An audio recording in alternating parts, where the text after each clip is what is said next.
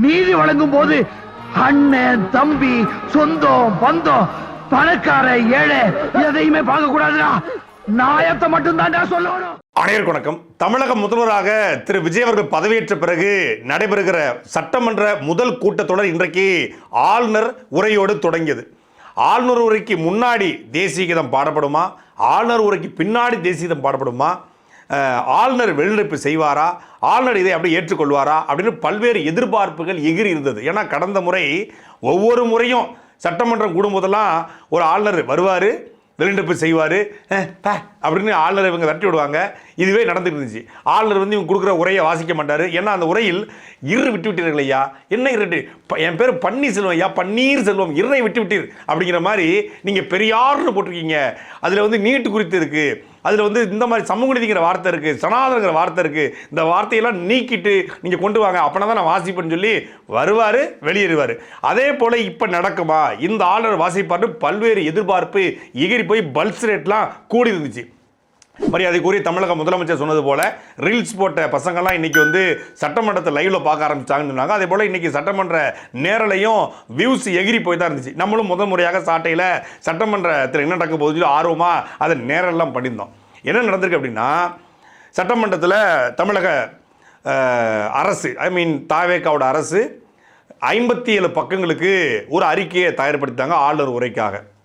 அதில் முதல் பக்கத்திலேயே எங்களுடைய கொள்கை தலைவராக கூடிய பகுத்தறிவு பகலவன் தந்தை பெரியார், அண்ணல் அம்பேத்கர், கர்ம வீரர் காமராஜர், வேலுநாச்சியார், அஞ்சலை அம்மாள் இவர்களை வழிகாட்டியாக ஏற்றுக்கொண்டு சமத்துவம் சமூக நீதி அப்படிங்கிற இந்த அரசை, மதசார்பற்ற சமூக நீதி அரசை நாங்கள் உருவாக்குறோம் அப்படிங்கிற வார்த்தையோடு வருது.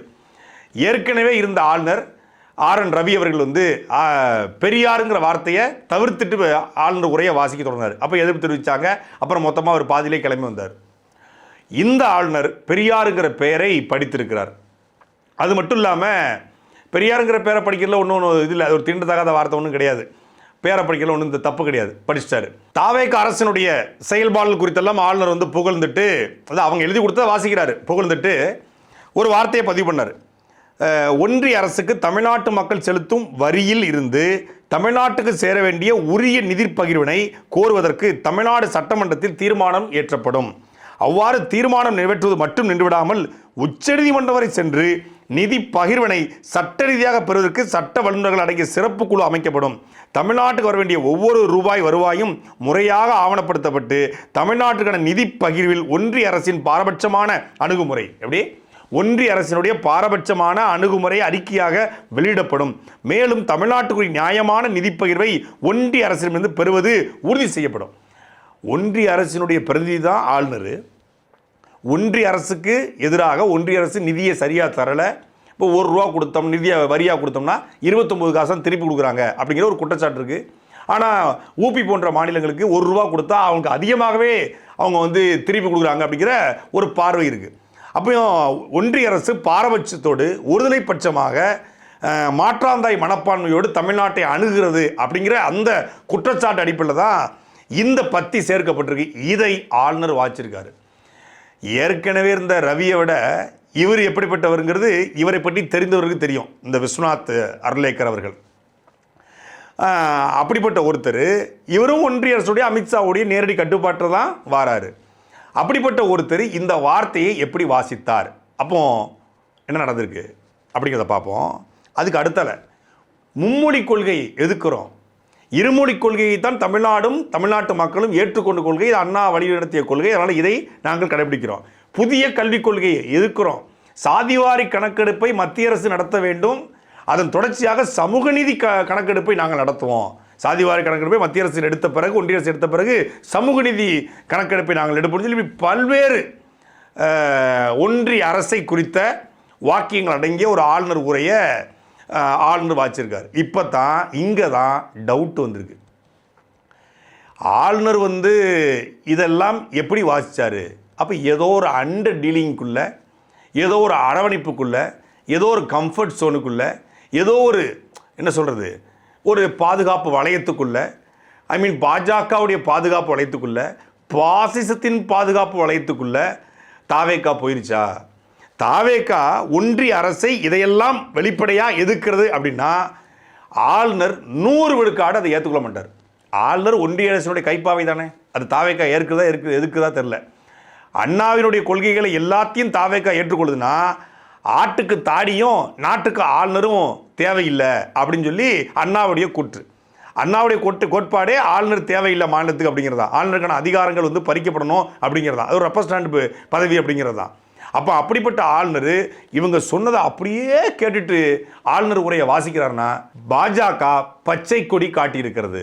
இந்த அரசு டிஸ்டர்பன்ஸ் இல்லாமல் தொல்லை இல்லாமல் நடைவதற்கு மத்திய அரசு ஒத்துப்போகிறது இல்லை, மத்திய அரசு இந்த அரசை டிஸ்டர்ப் பண்ண விரும்பலை, இல்லை முதல் நாள் அரசுங்க இது புதுசாக வந்திருக்கு அதனால் வந்து ஆளுநர் வாச்சிட்டு போயிட்டாரு. இது ஒரு நடைமுறை தான், இது ஒன்றும் புதுசாக ஒன்றும் இல்லை.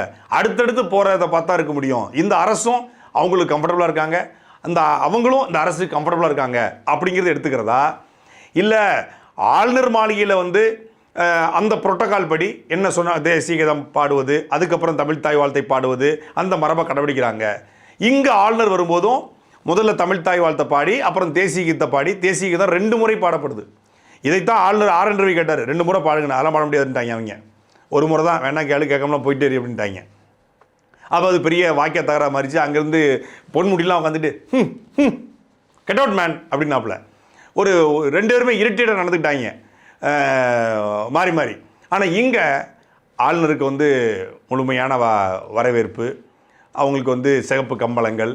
ஆளுநர் வரும்போது முன்னாடி தேசிய கீதம் பின்னாடி தேசிய கீதம், அவர் என்ன சொல்கிறாரோ அப்படி இவங்க கேட்குறாங்க, இவங்க என்ன சொன்னாரோ அவங்க கேட்குறாங்க. அதாவது இவங்க எழுதி கொடுக்குறத அவர் அப்படியே வாசிக்கிறாருன்னா இவங்க வேற ஏதோ வாசிச்சிருக்காங்க. என்னப்பா சொல்கிறேன், மத்திய அரசுக்கு எதிராக புதிய கல்விக் கொள்கையை எதிர்க்கிறோம்னு ஆளுநர் உரை இருக்குது, மும்மொழி கொள்கை எதிர்க்கிறோம்னு ஆளுநர் உரை இருக்குது, அதே போல் சாதிவாரி கணக்கெடுப்பை எடுக்கணும்னு சொல்லி ஆளுநர் உரை இருக்குது, அதே போல் வந்து ஒன்றிய அரசுடைய நிதி பகிர்வினை தரவில்லை என்றால் உச்சநீதிமன்றத்துக்கு போவோம் அப்படிங்கிறது ஆளுநர் உரை இருக்குது. பாஜக அரசு ஒன்றிய அரசை எதிர்த்து தானே ஆளுநர் உரை இருக்குது. அப்போ பாஜக அரசுக்கு எதிராகத்தானே தாவேகா இதெல்லாம் எழுதியிருக்கு. பாஜக அரசுக்கு எதிராக நாங்கள் செயல்படுகிறோம் என்பதை காட்டுவதற்காக இதெல்லாம் என்னது கண் துடைப்புன்னு சொல்லுவாங்க இல்லையா, அந்த மாதிரி. இந்த உரையில் எங்களை தேடி பார்த்தேன், திருச்சியிலே எங்கேயோ பேசும்போது சொன்னார், நாகப்பட்டினம் நினைக்கிறேன், மதுரை மாநாட்டில் பேசும்போது சொன்னார் தாவேகா தலைவர் மரியாதைக்குரிய விஜய் அவர்கள், மீனவர்களுடைய பிரச்சனை தீர்க்க வேண்டும் என்றால் கச்சத்தீவு திருப்பி எடுக்கப்பட வேண்டும் என்று சொன்னார். இந்த ஆளுநர் உரையில் காவிரி பிரச்சனை இருக்குது, மேகதாது பிரச்சனை இருக்குது, முல்லை பெரியாறு பிரச்சனை இருக்குது, ஆனால் கச்சத்தீவை காணோம். ஏன் கச்சத்தீவை பற்றி மறந்துட்டீங்களா? மீனவர் பிரச்சனை, மீனவர்கள் இலங்கை இராணுவம் வந்து அவங்களை வந்து அடிக்கிறாங்க, படகுகளை உடைக்கிறாங்க, அது தடுக்கப்பட வேண்டும் என்று ஒன்றிய அரசுக்கு கோரிக்கை வைப்போம் அப்படிங்கிறத சொல்லியிருக்காங்க. ஆனால் மீனவர்களுடைய பிரச்சனையை தீர்ப்பதற்கு ஒரே தீர்வு கச்சத்தீவு மட்டும்தான். அந்த கச்சத்தீவை திருப்பி எடுப்பதற்கு ஒன்றிய அரசை வலியுறுத்துவோம், இல்லை உச்சநீதிமன்றத்துக்கு போவோம், இல்லை சட்ட ரீதியான போராட்டத்தை நடைபெறுத்துவோம் அப்படிங்கிற வார்த்தை இல்லையே. ஏன் பிஜேபி அதை எழுத சொல்லலையா? ஒரு நுட்பமான மிக தெளிவாக குழப்பம்னு சொல்லுவாங்க இல்லையா, அப்படி ஒரு ஆளுநர் உரையைத்தான் தாவேகா தயாரித்து கொடுத்துருக்குது. சாதிவாரி கணக்கெடுப்பை எடுக்கிற உரிமை மாநில அரசுக்கு இல்லை மத்திய அரசு தான் சொல்லி திமுக இது வரைக்கும் ஏமாற்றிக்கிட்டு இருந்துச்சு. திமுக வந்து பாலத்துக்கு அங்கிட்ட போட்டு சாதிவாரி கணக்கெடுப்பை நாங்கள் எடுக்க மாட்டோம்னு சொல்லலை, அது மத்திய அரசு தாங்க எடுக்கணும். ஆனால் பீகாரில், தெலுங்கானாவில், ஜார்க்கண்டில் இப்படி பல்வேறு மாநிலங்களில் மாநில அரசே சாதிவாரி கணக்கெடுப்பை எடுத்திருக்காங்க. மாநில முதலமைச்சருக்கே சாதிவாரி கணக்கெடுப்பை எடுக்கிற உரிமை இருக்குது. ஒருவேளை மத்திய அரசு ஏற்றுக்கொள்ள வேண்டால் உச்சநீதிமன்றத்துக்கு போங்க. அப்படி தான் பீகாரில் ரத்து பண்ணாங்க, அவங்க நீதிமன்றம் போனாங்க. ஆனால் கணக்கெடுப்பு எடுக்கலாம், மத்திய அரசை மீறி ஒன்றிய அரசை மீறி எடுக்க முடியும். ஒரு ஊராட்சி மன்ற தலைவருக்கு அந்த ஊராட்சியில் 1800 வாக்காளர்கள் இருந்தால் அந்த 1800 வீட்லேயும் என்ன சாதி ரீதியான மத ரீதியான கணக்கெடுப்பை எடுக்க முடியும். ஒரு ஊராட்சி மன்ற தலைவருக்கே அந்த அதிகாரம் கொடுக்கப்பட்டிருக்கு. அப்போ ஊராட்சி மன்ற தலைவருக்கு அதிகாரம் முதலமைச்சருக்கு இல்லையா? அந்த திமுக அரசு எப்படி பாலத்துக்கு மத்திய அரசை போட்டுட்டு எஸ்கேபிசம் பண்ணாங்களோ அதே போல ஒரு நுட்பமான சாதிவாரி கணக்கெடுப்பை மத்திய அரசு எடுத்த பிறகு சமூக நீதி கணக்கெடுப்பை நாங்கள் எடுப்போம். அப்போ என்ன அர்த்தம்? சமூக நீதி கணக்கெடுப்பு எடுக்கணும்னா சாதிவாரி கணக்கெடுப்பை அவன் எடுக்கணும், அவன் ஜாதிவாரி கணக்கெடுப்பு எடுக்க மாட்டான். அப்போ என்ன பண்ணணும்? நாங்கள் சமூக நீதி கணக்கெடுப்பு எடுக்க மாட்டோம். சாதிவாரி கணக்கெடுப்பு எடுக்கணுங்கிறது தாவேகோட கொள்கை, மாற்றுக்கருத்தே இல்லை. சாதிவாரி கணக்கெடுப்பு எடுக்கணும்னு சொல்லிட்டோமாங்க, சொல்லியாச்சே. அப்போ மத்திய அரசு எடுக்குமா? எடுக்காது. நாங்கள் தான் எடுக்க சொல்லிட்டோம்ல, மத்திய அரசு எடுக்குமா? எடுக்காது. நாங்கள் சொல்லிட்டோம்ல. எப்படி இருக்கு? பாலை தூக்கி அவன் கோட்டில் போட்டுட்டு நாங்கள் கேட்டுக்கிட்டு கொண்டிருக்கிறோம் மாநில உரிமை பறிக்கப்படுதும்பாங்க. கடைசி வரைக்கும் அவன் எடுக்க போகிறதும் இல்லை, இவன் அதை பற்றி கவலைப்பட போகிறதும் இல்லை. மேகதாது பிரச்சனையில் கர்நாடகாவுக்கு போனார். இந்த 1.5 மாத காலத்தில் மேகதாது பிரச்சனையை பற்றி பேசல. ஆனால் இப்போ மேகதாதால் அணை கட்டுவதால் இங்கே வந்து காவிரியில் உரிமை பாதிக்கப்படும் அப்படின்னு ஆளுநர் உரையில் வந்து பேசியிருக்காங்களே ஒழிய மேகதாதில் அணை கட்டுவதை தடுப்பதற்கு தமிழக அரசு என்ன சட்ட ரீதியான நடவடிக்கைகளை எடுத்திருக்கு. அப்புறம் அந்த ஆளுநர் உரையில் எழுதி கொடுத்ததை வாசிச்சாரு.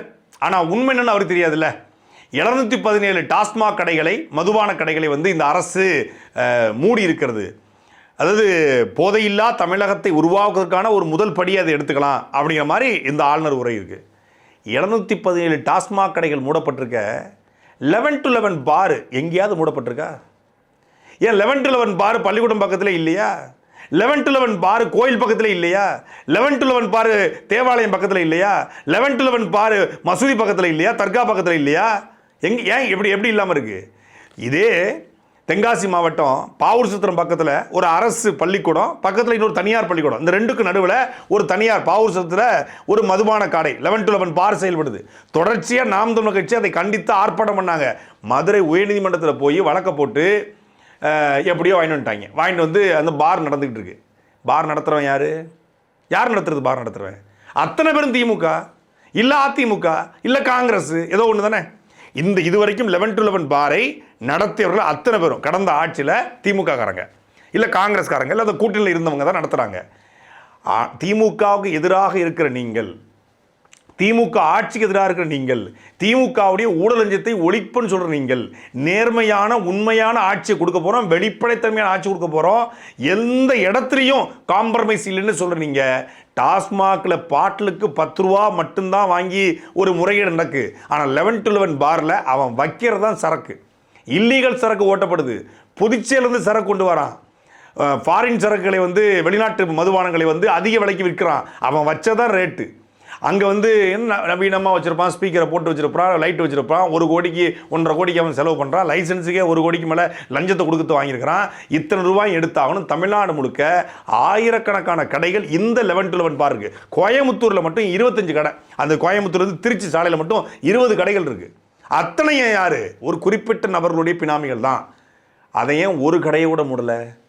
இந்த டாஸ்மாக் கடை மூடின இடத்துலையே 11 to 11 பாரு சேலத்தை திறக்கப்பட்டிருக்கு.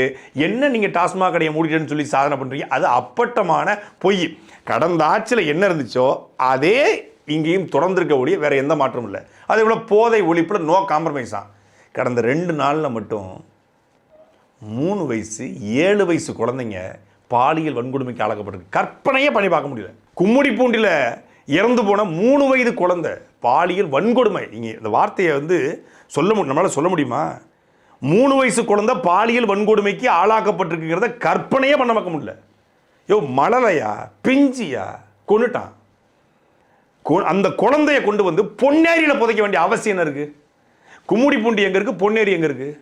ஏன் கும்மிடிப்பூண்டியில் சொந்தக்காரங்க உறவுகள் அவங்க எல்லாம் போராடிக்கிட்டு இருக்கான் குழந்தையினுடைய உடலை வாங்க மாட்டேன்னு சொல்லி. இங்கே பொன்னேரியில் கொண்டு போய் காவல்துறை புதைக்கினா அந்த திமுக அரசுக்கும் உங்களுக்கும் என்ன வித்தியாசம் இருக்குது? இதுதான் நீங்கள் வந்து பெண்களுக்கான பாதுகாப்பு, இதுதான் சிங்கப்பெண் படை பாதுகாக்கிற லட்சணம், இதுதான் போதையை ஒழிச்சுக்கிற லட்சணம். அந்த எல்லாமே போதையினால. இன்னொன்று தெரியுமா? சிறுவைகுண்டத்தில் ஒரு பாலமுருகன் தாவேக்காரன் வந்து ஒரு பெண்ணை பாலியல் வன்கொடுமை பண்ணிட்டான், கூட்டு பாலியல் வன்கொடுமை பண்ணிட்டாங்கிற செய்தி, அவன் கைது செய்யப்பட்டான். இங்கே சென்னை ஆலந்தூரில் வேம்புலிங்கிற ஒருத்தன் ஒரு பெண் தூங்கிட்டு இருக்காங்க, வீட்டுக்குள்ளே போய் பாலியல் வன்கொடுமை பண்ணுறான், பாலியல் சீண்டல் பண்ணுறான். சேலத்தில் நெய்க்காரப்பட்டி அப்படிங்கிற ஊரை சார்ந்த மணிகண்டங்கிற ஒருத்தன் தாவைக்கோட பொறுப்பாளர். இவன் தாவைக்கா பொறுப்பாளர் கிடையாது. அவதூறு பரப்பாதீங்க. போடுறா வழக்க போடுறா புதிய தலைமுறை மேலே, வழக்க போடுறா பாலிமர் மேலே, வழக்க போடுறா நியூஸ் 18 மேலே, வழக்க போடு மற்ற சேனல் மேலே, எல்லா சேனல்லையும் போடு. எல்லாரும் போட்டிருக்காங்க. நியூஸா தந்தி போட்டிருக்கு. எப்படி போட்டிருக்காங்க? எல்லா தொலைக்காட்சியும் எடுத்து போடுறது தாவைக்கா பொறுப்பாளர் மணிகண்டன். ஆனால் தாவைக்கா பொறுப்பாளர் இல்லைங்கண்ணா. எவ்வளோ பெரிய அயோக்கியத்தனம் இது! ஒருத்தன் தவறு செய்த உடனே அவன் கட்சியில் இல்லைன்னு சொல்கிறாங்க. ஆலந்தூர் வேம்புலி கட்சியில் இருந்துக்கிறான். ஆனால் வந்து கட்சியை விட்டு 10ஆம் தேதி நீக்கி விட்டுட்டு அவருக்கும் கட்சிக்கும் சம்மந்தம் இல்லை. கட்சிக்காரன் தானே பண்ணியிருக்கிறான். இங்கே சேலம் மணிகண்டன் பொள்ளாச்சியை விட கொடூரம். 55 பெண்களை கிட்டத்தட்ட ஆயிரக்கணக்கான வீடியோக்களை தன்னுடைய அலைபேசியில் பதிவு பண்ணுங்க. எல்லாமே பெண்களுடைய ஆபாசமான காணொளிகள். அந்த காணொளியில் காட்டி அந்த பெண்களை மிரட்டி தன் நண்பர்களுக்கு அந்த பெண்களை விருந்தாக்குவது, ஏழை பெண்களை, குறிப்பாக வந்து ரொம்ப கஷ்டப்படுற பெண்களை குறிவைத்து இந்த வேலையை தொடர்ச்சியாக பண்ணியிருக்காங்க அந்த அயோக்கிய பையன் மணிகண்டன். ஆனால் அதை பற்றி செய்தி ஊடகங்கள் கூட பேசாத அளவுக்கு ஒரு செய்தியாக போடுறாங்க, அவ்வளோதான். அதை பற்றி என்ன நடந்துச்சு, எது நடந்துச்சு, பொள்ளாச்சி அளவுக்கு இங்கே என்ன நடந்திருக்கு, எதை பற்றியும் பேசலை. இங்கே கண்டிக்கக்கூடிய சோக்கால்டு பொதுநலவாதிகள், தாவேக்காவோட ஆதரவாளர்கள், பெண்களை பாதுகாக்க வந்தவர்கள் ஒருத்தன் கூட பேசலை. அதெல்லாம் தாண்டி இன்னைக்கு திருவாரூர் மாவட்டத்தில் திருத்துறைப்பூண்டி தெற்கு ஒன்றிய செயலர் ஆனந்தராஜன் ஒருத்தன், தாவேக்காவோட திருத்துறைப்பூண்டி தெற்கு ஒன்றிய செயலர், பேருந்து நிலையத்தில் நின்ற பொண்ணுக்கு பாலியல் சீண்டல் கொடுத்து அவனும் அவனுடைய நண்பர் சரவணன் ஒருத்தன் 2 பேரும் கைது செய்யப்பட்டிருக்காங்க. இந்த பக்கம் பார்த்தீங்கன்னா நாமக்கல்ல இயற்கை உபாதை கழிக்க சென்ற மரியாதைக்குரிய தமிழக முதலமைச்சர் சொன்னார், விளாத்திக்குளத்தில் இயற்கை உபாதை கழிக்க சென்ற பெண்ணிற்கு பாதுகாப்பு இல்லையா அப்படின்னு. இங்கே இயற்கை உபாதை கழிக்க சென்ற பெண்ணுக்கு தாவேக்கா கட்சிக்காரன் பாலியல் சீண்டல் கொடுத்துருக்கான். அவன் மீது புகார் அளிக்கப்பட்டு அவனை காவல்துறை தேடிக்கிட்டு இருக்கு. ஆலந்தூர் வேம்புலியை நேத்தான் கைது பண்ணியிருக்காங்க. இப்படி தமிழ்நாடு முழுக்க தாவேக்கா கட்சிக்காரன் பெண்களை தங்களுடைய உடல் தேவைக்கு பயன்படுத்துகிறான். பெண்களை வந்து பாலியல் சீண்டலுக்கு ஆளாக்கலாம், பெண்களை பாலியல் வன்கொடுமை பண்ணுறான். என்ன கட்சி இது? முதல்ல பாலா போன ஆட்சியதுக்கு பாலியல் வன்கொடுமைகளை சாட்சிங்கிற மாதிரி இந்த 35 நாட்களில் எடப்பாடி பழனிசாமி சொல்றாரு 200க்கும் மேற்பட்ட பெண்கள் பாலியல் வன்கொடுமைக்கு ஆளாக்கப்பட்டிருக்காங்க. தொடர்ச்சியாக கொலைகள். இதையெல்லாம் வந்து சட்டம் ஒழுங்கு கட்டுப்பாட்டில் வருதா? இதையெல்லாம் வந்து பெண்கள் பாதுகாப்பில் வருதா? ஆளுநருக்கு இதெல்லாம் தெரியாதா? ஆனாலும் ஆளுநர் அப்படியே வாசிக்கிறாருன்னா எப்படி வாசிக்கிறாரு? ஆளுநரும் பார்ப்பார்ல, அவர் கோவாக்காரராக இருக்கட்டும், இல்லை ஆந்திராவில் கேரளாவில் முதல் ஆளுநராக இருக்கட்டும், ரெண்டையும் பார்க்கட்டும், பயங்கர பிஸி ஷெட்யூலாக இருக்கட்டும். ஆனாலும் இவ்வளோ பெரிய பெண்கள் பாதுகாப்பு குறைபாடு ஏற்பட்டிருக்கு, சட்டம் ஒழுங்கு குறைபாடு ஏற்பட்டிருக்கு, மக்கள் மின்வெட்டில் காரணமாக போராடிக்கிட்டு இருக்கான். இது எல்லாமே பார்த்துருப்பாரு. அதையும் தாண்டி ஆளுநர் அப்படியே வாசிக்கிறாருன்னா அவர் வாசிக்கிற அளவுக்கு நீங்கள் என்ன வாசிங்க? நிறைய அரசியல் விமர்சகர்கள், இந்த அரசியல் குறித்த திறனாய்வு செய்யக்கூடியவங்க, தொடர்ச்சியாக இந்த அரசியலை கூர்ந்து கவனிக்கக்கூடிய ஊடகவியலாளர்கள் நிறைய பேர் என்ன சொன்னாங்க, பாஜக ஏதோ ஒரு கேம் பிளே பண்ணியிருக்காங்க, திமுகவை வீழ்த்துவதற்கு தாவேக்காவை பயன்படுத்திருக்காங்கன்னு சொன்னாங்க. நான் அப்போ நம்பலை. இல்லைங்க, இது வந்து விஜய் அவர்களுக்கு விழுந்த ஓட்டு தான். அவருடைய மாசுக்கு ஒரு ஓட்டு விழுந்திருக்கு, அவருடைய ரசிகர்கள் போட்டிருக்காங்க. அவர் வந்து ஒரு ரூட் மாஃபியாவோ எல்லாமே வேலை பார்த்துருக்காங்க, 2 வருஷம் வேலை பார்த்து அந்த ஓட்டு விழுந்திருக்கு. இது வந்து ஒரு அலைன்னு சொல்ல முடியாது, மொத்தமாக ஒரு ஓட்டு விழுந்திருக்கு. அவருடைய வெல்கம் ஓட்டு கூட வச்சுக்கலாம். இது அவருடைய கேரியோட உச்சங்கிற மாதிரி, அவர் அரசியலுடைய உச்சன்னு கூட இதை சொல்லலாம். அப்படி ஒன்றும் வச்சுக்கலாம் முடிய பிஜேபி ரோல் இருக்கிற மாதிரி தெரியல அப்படின்னு நான் சொன்னேன் பொதுவான ஆட்கள்கிட்ட. ஆனால் நல்லா யோசித்து கவனித்து இந்த ஆளுநர் உரைக்கு பிறகு பார்த்தா, ஆளுநர் உரையின் மூலமாக பாஜக தாவேக்கா எங்கள் ஆளு அப்படிங்கிற மாதிரி ஒரு பச்சை கொடியை காட்டியிருக்காங்க. அதாவது நேரடியாக தமிழ்நாட்டுக்குள்ளே பாஜக நுழைய முடியாது, வாய்ப்பு இல்லை. அதிமுக முதுகிற சவாரி பண்ணியும் பாஜகவால் 2021 வர முடியல, 24 தனிச்சின்னு வர முடியல, 26 சட்டமன்றத்தில் கூட்டணி போட்டு வர முடியல. அதுக்கு முன்னாடி பாஜக பல்வேறு கட்சியோட கூட்டணி வச்சோம், பாஜகவால் சைன் பண்ண முடியல. பாஜகவால் அதிமுக வச்சு திமுக வீழ்த்த முடியாமல், பாஜகவால் நேரடியாக தமிழ் தேசியம் பேசக்கூடிய நாம் தமிழர் கட்சியை வீழ்த்த முடியாமல், அப்போ இந்த மாஸ் மென்டாலிட்டி இருக்கக்கூடிய இவரை வச்சு திமுகவை, தமிழ் தேசியம் என்பது எப்போதும் இந்திய தேசத்துக்கு எதிரானது, அதனால தான் என்ஐஏ சோதனை விட்டு என்னென்ன பண்ணணுமோ பண்ணாங்க. அப்போ நேரடியாக தமிழ் தேசியத்தை வீழ்த்த, ஆளும் கொண்டிருக்கிற திமுகவை வீழ்த்த தாவேக்காவை பயன்படுத்திருச்சு, தாவேக்காவை வைத்து இதையெல்லாம் சாத்தியப்படுத்தியிருக்கு. அப்படிங்கும்போது தாவேக்காவுடைய ஆட்சி பாஜகவுடைய கீழ் கீழ். ஏன்னா கரூர் விவகாரத்துக்கு முதலாக ஒரு உண்மை மீட்பு குழு வருது, மணிப்பூருக்கு போகலை, சாக்சி மாலிக்குடைய பாலியல் சீண்டலுக்கு போகலை, வடமாநிலம் நடக்கக்கூடிய பல்வேறு குற்றங்களுக்கு போகலை, அங்கே 100 பேர் ஒரு சாமியார் வந்து பேல பாபாவோ கேள பாபாவோ வந்து செத்து போகிறாங்க, அங்கே போகலை. அங்கெல்லாம் போகாத உண்மையறியும் குழு ஹேமமாலினியோ ஜோதி மாலினியோ இங்கே வந்து உண்மையறியும் குழு பண்ணுறாங்க, அண்ணாமலை அண்ட் கோ வர்றாங்க. அப்படிங்கும்போது கூட்டி கழித்து பார்த்தா செப்டம்பர் 27க்கு பிறகு நேரடியாக பாசிச பாஜக, கொள்கை எதிரி பாஜக, மோடி சார் அப்படிங்கிற பேச்சும் அவர் எடுக்கலை. தேர்தல் பிரச்சாரத்திலையும் பாஜகவை எதிர்க்க வேண்டிய அவசியமே இல்லை, ஏன்னா அது இப்போ சீன்லே இல்லை. சட்டமன்றத்தில் வந்து திமுகவுக்கு எங்களுக்கு தான் போட்டி, ரெண்டு பேருக்கு தான் போட்டி. ஒன்று டிஎம்கே, இன்னொன்று டிவிகே. மக்கள் விரோத ஸ்டாலினா, மக்கள் விரும்புகிற இந்த விஜயா அப்படிங்கிறதான் கேம்பெயின் இருந்துச்சு. கூட்டி கழித்து பார்த்தா கணக்கு சரியாக தான் வருது. இப்போ தான் ஒரு லைட்டாக பொறி தட்டுது. இந்த மே 4ஆம் தேதி 5ஆம் தேதி வாக்கில் திமுகவுடைய தயவில் அதிமுக அமைச்சரவை அமைக்க போகுது, ஆட்சி பிடிக்க போகுது அப்படின்னு ஒரு பேச்சுவார்த்தையோ ஒரு காசிப்போ வெளியே வருது சமூக வலைதளங்களில். நெவர், நோ, இது நடக்கக்கூடாது, டிசப்பாயிண்டட், இதை செஞ்சிடாதீங்க அப்படிங்கிற குரல்கள்லாம் வெளியே வந்துச்சு. தாவேக்கா ஆட்சி அமைப்பதை திமுக அதிமுகவும் சேர்ந்து தடுக்க பார்க்கறது என்ற கோணத்தில் குருமூர்த்தி பதறாரு. குருமூர்த்தி பதறது மட்டும் இல்லாமல் ஹெச் ராஜாவுக்கு ஒரு ஏதோ நம்ம பையன் ஜெயிச்சிட்டான், நம்ம ஆள் ஜெயிச்சிட்டான் அப்படிங்கிற மாதிரி ஹெச் ராஜா புலங்காகி அடைகிறாரு.